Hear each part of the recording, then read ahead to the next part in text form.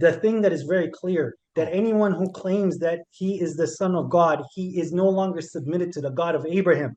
So it's impossible for a prophet of God to say that he is the begotten son of God. So the lies that you're attributing to Jesus is not from Jesus. You call Jesus the son of God. Jesus did not call himself a son of God, and thus he stayed a Muslim. Hey guys, welcome back to the channel. Today I stumbled across this video, and let me tell you, this is one of those debates where everything comes to a head in the most spectacular way possible. We've got David and Avery on the Christian side going up against Muhammad and Shuaib on the Muslim side, debating whether Jesus was actually a Muslim. Now, what makes this segment so incredible is watching the Muslim debaters accidentally trap themselves in their own logic by using Bible verses where Jesus calls God his Father to prove he's a Muslim, while simultaneously admitting that anyone who calls God their Father cannot be a Muslim. The moment where this contradiction gets exposed is absolutely wild, and you're going to see the Christian side basically declare the debate over because their opponents defeated themselves. So make sure you watch until the end, and please comment down below where you're watching from. I really love to see people from all over the world connecting in here. All right, now let's get into the video. So please, I want to touch on this because you completely ran away from the point. So you said to forget everything in the passages. You literally called it all that other nonsense. So we're only going to stick to the passages you quote. You said that you use your Quran as a criterion. So where in your Quran does it say that John 5:30 is Jesus speaking? Based on your question doesn't mean we should give you direct answer based on the way you are questioning. You say where in the Quran does it say John 5:30? That is nonsensical. Okay. So look, you know what, Shoaib? I agree with that. Do you want to know why it's nonsensical? Because the claim was nonsensical. When asked who is speaking here, and he says, well, we believe Jesus is speaking here because the Quran is the criterion. Okay, show me where the Quran tells you that this is Jesus speaking. You can't do it because it's not. Okay, Avery, help us out. Let me land. Avery, help us out. Who is speaking there? Let me land, please. Let me land. So I'm going only with Muhammad's criteria of hermeneutics, of exegesis. I'm going with Muhammad. So he said, get rid of all the other verses, only focus on the passages that we quoted. So he quoted only John 5:30, which he said. So tell me again, who is the one speaking who says, as I do nothing of my own, as I hear, I judge? Who is speaking? God logic, I think you are misunderstanding what I'm saying. Is that when I am taking a document and I'm reading the document in its entirety, whether it's theology or outside of theology, even if it's the American Constitution, I go put it back to my criterion, which is the Quran. So that means if the verses that are applying with the Quran, I will substitute that and I will accept from it. And the things that do not align with the Quran, I will overlook them. So the verse already clarifies, or the passage gives us some context that Jesus is speaking and what it's about. The things that are pertaining to what a Muslim is, the definition of a Muslim, I use that to show you that Jesus himself described what a Muslim is. And then you went to talk about how he committed shirk, and so therefore he cannot be a Muslim. But that's not the point that I'm addressing, because I don't believe that he said that. I know. So I'm gonna say this, and then I'm gonna let David take the next point because this is important. Yeah, I basically, I want to let you finish, and then he can respond. But I wanted to actually explain, because this is a common point.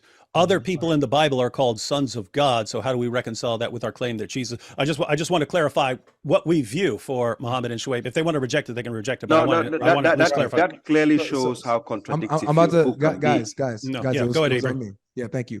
So this is important. What we just noticed is that now all of a sudden, ladies and gentlemen, we're allowed to use the context to find out who the person that's speaking. So we see from the context that Jesus is speaking. Thanks a lot. So now, according to Muhammad, we can use the context, but then use the Quran. Whatever disagrees with the Quran, falsehood, what agrees with it, that's good. But according to the context, who in the world is Jesus saying that he submits his will to? The Father. Who is he saying that he hears from? The Father, according to the context. So even John 5:30 proves that Jesus was not a Muslim based on the context. So you shouldn't quote it. Since the Quran is the criterion, John 5:30 should be out. That's my only point. You just helped me with that. Yeah, but necessarily using the word father in John 5:30, as you keep saying, I even quoted chapter John 20:17 to show you where he says, "My father, your father, and my God, your God." It Keep is reading. just what? I keep reading. I already pointed out the same passage identifies Jesus as Lord and God. No, it Guys, doesn't. I think you guys are Yeah, it missing does. the point. No, it doesn't. It doesn't. It Yeah, doesn't it does. I already identify because quoted the it. Jesus you are claiming doesn't even know the day of judgment. How can he be God? You're quoting John 20. In that passage, No, Jesus is according to called your my Bible, Lord and my does God. Jesus know the day of judgment? No, Look, no, you're no. going to a different passage. We're happy to deal with passages, but No, notice I'm every time. asking No, you no, no, now. no, no, no, no. Yeah, I'm but you're asking changing. you. Can you You're answer that? changing. No, I'm not, because you're changing the subject. If you want to, I'm not deal with changing. if you want to deal with this topic and then go on, that's No, fine. because you But interrupted. no, So now, based on your interruption, I you have to keep ask you a quoting a question. verse when we just keep reading, and then you say don't You keep said reading. you just said Jesus That's is the God. definition of ripping things out of context. No, Is I said Jesus God? I said the passage you quoted calls Jesus my Lord and my God. You brought It that doesn't. passage up. It does. It doesn't Not quote the one Jesus. that we Verse brought You want up. me 28. to read it again? You want me to Verse read it We're again? 28. talking about the one Yeah, that read later, it. All right, on, let's later break it on. in two. I Go do ahead and want to break read. it in two. No, I do I'm want to break speaking. it Let in me two. finish. This is where the methodology gets absolutely exposed, and you need to pay close attention to what just happened. Avery is pressing Muhammad on a simple question. Where in your Quran does it say that John 5:30 is Jesus speaking? And Muhammad's response is basically that the question itself is nonsensical. But here's why this matters so much. Throughout this entire debate, Muhammad and Shuaib have been going to stick to the passages you quote. You said that you use your Quran as a criterion. They're using the Bible to prove their point, but only accepting the parts that align with the Quran. That's the game being played here. Muhammad literally admits this when he says, if the verses that are applying with the Quran, I will substitute that, and I will accept from it, and the things that do not align with the Quran, I will overlook them. Let that sink in for a second. He's coming to a Christian text, cherry-picking individual sentences and rejecting everything else based on a book written 600 years later. That is not textual analysis. That's confirmation bias dressed up as scholarship. And Avery catches this perfectly when he says, according to Muhammad, we can use the context, but then use the Quran. Whatever disagrees with the Quran, falsehood. What agrees with it, that's good. Do you see the circular reasoning here? They quote the Bible when it seems to support Islam, but the moment you read the surrounding verses that completely contradict Islam, suddenly those verses are corrupted or false or people's opinions. You cannot have it both ways. Either the text is reliable enough to quote from, or it's not. You don't get to pick and choose individual sentences while rejecting the document's overall message. That would be like me quoting one line from the Quran about mercy while ignoring everything else in the surah that provides context for that mercy. It's intellectually dishonest. And then Avery drops the hammer when he points out, so even John 5:30 proves that Jesus was not a Muslim, based on the context. Because in that very passage, Jesus is saying he submits to the Father. And earlier in this debate, the Muslim side already established that calling God your father means you're not a Muslim. So the verse they keep using to prove Jesus is a Muslim actually proves the opposite when you read it in context. This is why context matters. This is why you can't just extract one sentence and build an entire theology around it. The Bible is not a collection of random sayings. It's a coherent narrative with internal consistency. And when you actually read these passages in full, they all point to the same conclusion. Jesus is the divine Son of God who came to die for sins and rise again, not a Muslim prophet who taught Islamic monotheism. Those are completely different claims. Now, Not Islamic. if you base on this logic of this verse, it clearly shows that Jesus is not claiming to be the begotten Son of God, which means they can also be the same God can be their father and their father. So it's just a figment of speech. It doesn't necessarily mean he is the Son of God as you guys are claiming. But bear in mind, your book, the Gospels you are using, is the Gospels according to St. Luke, St. Matthew, and John. These are people's opinion mixed up with the words of Jesus. And you as keep well. quoting them.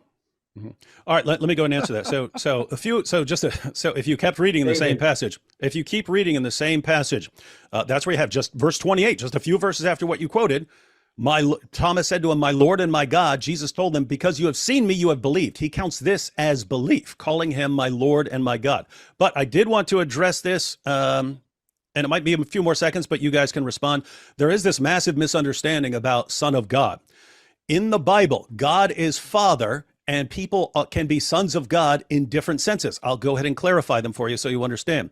Human beings in general are called children of God or offspring of God, in a similar sense to what you guys were talking about earlier in the previous debate, where we all come from God. So human beings in general can be called children of God. That's Acts chapter 17. And so in that sense, we can all be, you guys are sons of God. Second, spirit beings are called sons of God. This is in Job 1. Angels are called sons of God. Third, the nation of Israel is called God's son because God produces the nation. So he's the father of the nation. Fourth, the reigning Davidic king, so King David and those who were king after him, his descendants, they were called sons of God because they were put on the throne by God and they were to rule under God's authority as God's representative. Shoaib, you quoted Matthew 5 earlier, and there you have that we can be called sons of God. Here it's people who sort of reflect God's nature will be called sons of God. It's a different sense. The idea is that we have a kind of family resemblance to God when we're serving God. So you have different senses in which God is a father, and you have different senses in which we are the sons of God. What we're pointing out is there is a son who is the son of God in a very special sense, similar to what Avery was pointing out earlier with the parable of the vineyard, where prophets come along, but then finally the son comes and he's the one who inherits everything and has authority over everything. And then we're pointing out that in John chapter 5, which you quoted, if you read, Jesus isn't saying, hey, I'm the son of God in just in the sense that other people are the sons of God. He's saying that he's the son that you can't honor you can't honor the father unless you honor the son by treating him the same way you treat the father. This is where Jesus claims that he is going to raise the dead at the resurrection. This is where he claims that he's the final judge. So he's claiming to be in a special sense. So you can't say, well, Jesus says he's the son of God, there's other sons of God, therefore it's all the same sense. It's not. The Bible's clear on this. This is not difficult. Muhammad. So yeah, when you're talking about like the definition of what a son of God is in the Bible, you can see that it's inconsistent. So there are different in your ways of interpretation what a son of God is. Now, look, if you want to refer to people as the children of God in that sense where there is no direct begetting, that's on your curriculum. This is what God has revealed to you. God has told us that it's better to not say these kind of things because it can lead to these inconsistencies that you're finding in your book, in a point where people are saying, well, no, he's actually the son of God, where that's the mother of God.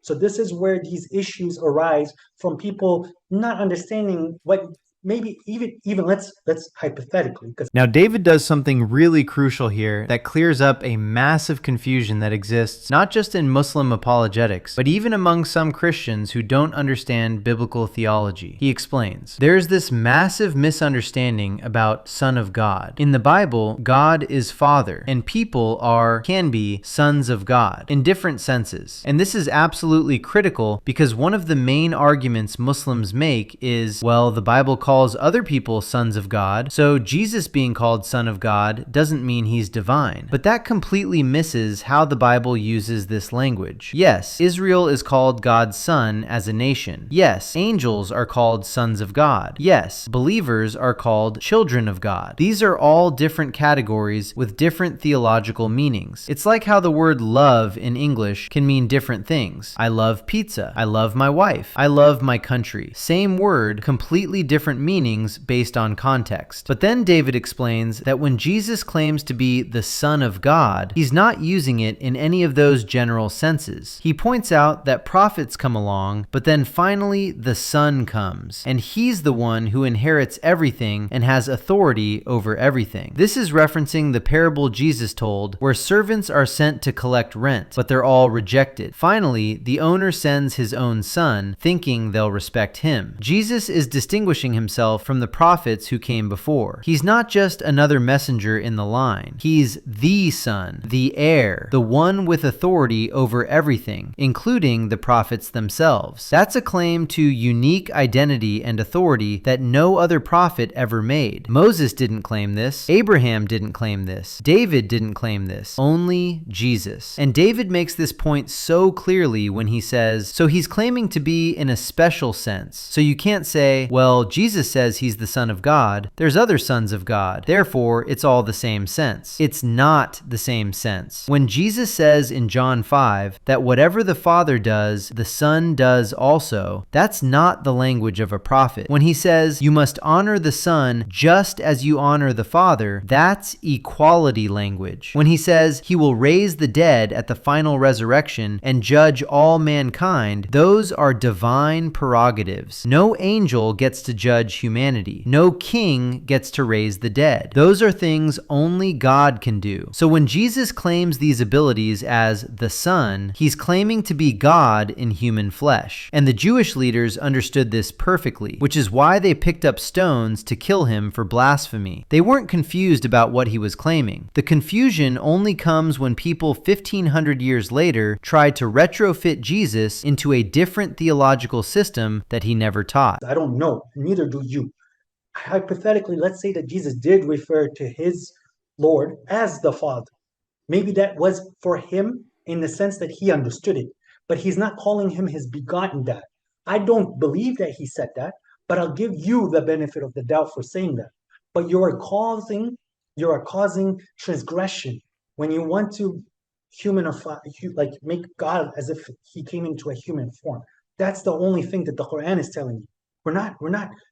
And when you're quoting Bible verses, we're quoting the verses that we understand that would attract you to what we're telling you as if the truth from God.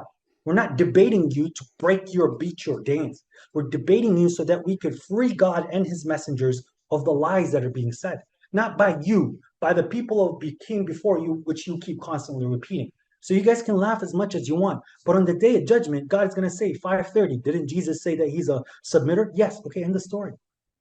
You can't be like, oh, well, keep reading God, keep reading God. No, he's a submitter. He submitted his will to God. That's what your verses say. But you're debating which God did he submit to. That's not the point of the debate. Because there's only one God. Your God and my God is one God. Wow.